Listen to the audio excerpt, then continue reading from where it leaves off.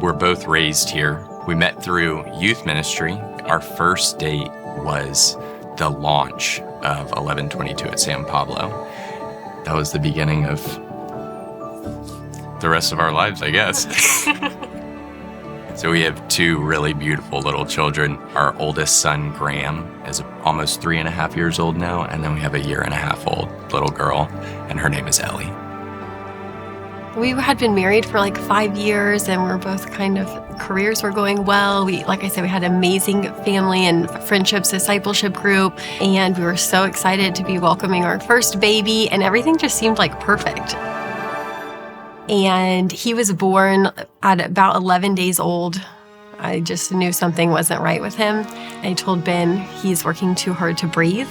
Anyways, we ended up in the emergency room, and then hours later, the cardiologist came in, and our entire world just turned upside down starting then. And he went on to tell us how he has multiple severe congenital heart defects, and he was going to require massive heart surgery. It was just also overwhelming. It was hard to hear.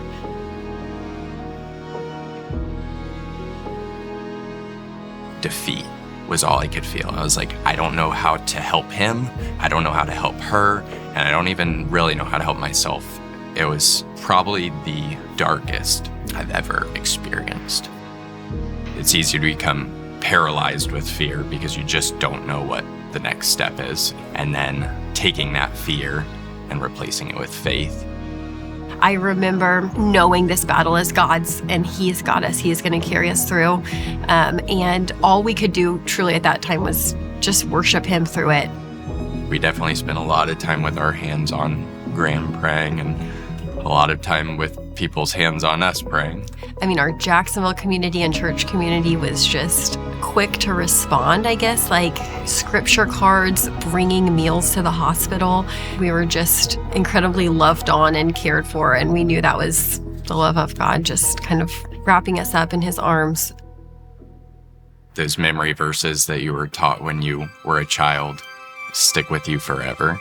And it was just, count it all joy, brethren, when you experience trials of various kinds, knowing that the testing of your faith will produce endurance or steadfastness.